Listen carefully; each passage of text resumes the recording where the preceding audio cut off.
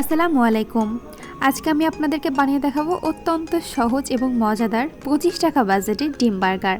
আর এই 25 টাকা কোন কোন খাতে খরচ হবে সেটার লিস্টও কিন্তু আমি আপনাদেরকে দেখিয়ে দিচ্ছি। তো চলুন এবার দেখে নেওয়া যাক মূল রেসিপিটি। প্রথমে আমি মিডিয়াম আঁচে একটা ফ্রাইং প্যান বসিয়ে দিয়েছি এবং ফ্রাইং প্যানে আমি হাফ কাপ পরিমাণ সয়াবিন তেল দিয়ে দিচ্ছি। তেলটা একটু গরম হয়ে আসলে এর মধ্যে আমি 1 চা চামচের কিছুটা কম লবণ দিয়ে দিচ্ছি। এটা আপনারা আপনাদের পরিমাণ মতো দিতে পারেন।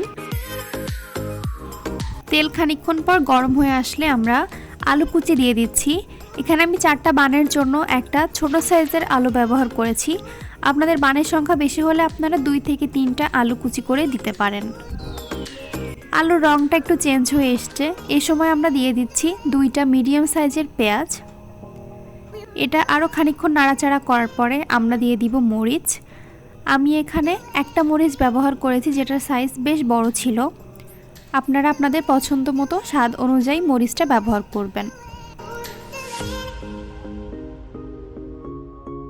প্রায় 5 মিনিট নাড়াচাড়া করার পর দেখতেই পাচ্ছেন আলুর রঙের পরিবর্তন হয়েছে। এই সময় আমি দিয়ে দিচ্ছি কুচি করে রাখা 1 কাপ পরিমাণ ধনেপাতা। অনেকে ধনেপাতার ফ্লেভারটা পছন্দ করেন না, আপনারা চাইলে নাও দিতে পারেন। আগেই বলেছি এটা যেহেতু ডিম বার্গার, তো সেই ডিমটাই কিন্তু এখনও আমরা ব্যবহার করিনি। তো এগুলো ভাজার এক পর্যায়ে আমি জায়গাটা একটু ফাঁকা করে নিয়ে এখানে একটা ডিম ছেড়ে দিচ্ছি। আপনি চাইলে এটাকে আলাদা করে ভেজেও এখানে আনতে পারেন, তবে সেই ঝামেলায় আমি যাইনি। এখানেই আমি ডিমটাকে খুব সুন্দর করে ভেজে নেব এবং ডিমটা একটু শক্ত হয়ে আসলে আমি সবটা নিয়ে একসাথে ভেজে ফেলবো। রান্নার এই পর্যায়ে আমি কয়েক রকমের মশলা অ্যাড করব। প্রথমে দিয়ে দিচ্ছি জিরা গুঁড়া। আমি এগুলো 1 চা চামচের কিছুটা কম নিয়েছি যেহেতু উপকরণ খুব বেশি না। এবারে দিয়ে দিচ্ছি ধনিয়া গুঁড়া, এটাও আমি 1 চা চামচের কিছুটা কম নিয়েছি। এবারে দিয়ে দিচ্ছি হলুদ গুঁড়া।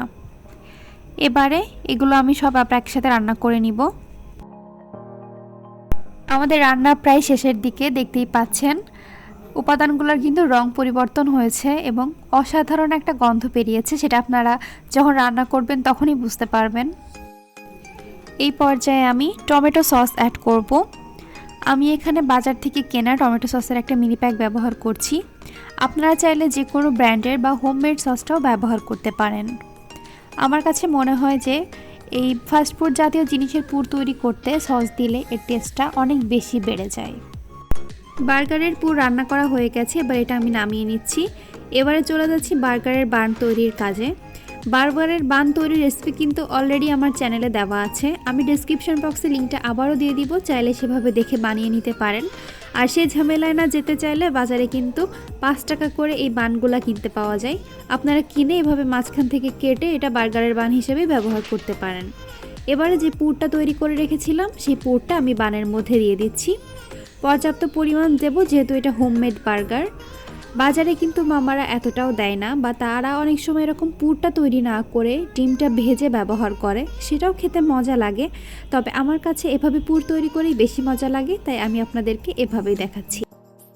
এবারে প্রত্যেকটা বার্গারের উপরে আমি সমানভাবে টমেটো সস ব্যবহার করছি। যেহেতু পুরো একবার সস ব্যবহার করেছি, চাইলে এখানে না করতে পারেন, তবে আমার কাছে মনে হয় এখানেও যদি ব্যবহার করেন তাহলে টেস্টটা আরও অনেক বেশি বেড়ে যাবে। এবারে আমি প্রত্যেকটা বার্গারে একটা করে টমেটোর স্লাইস এবং একটা করে শসার স্লাইস ব্যবহার করব।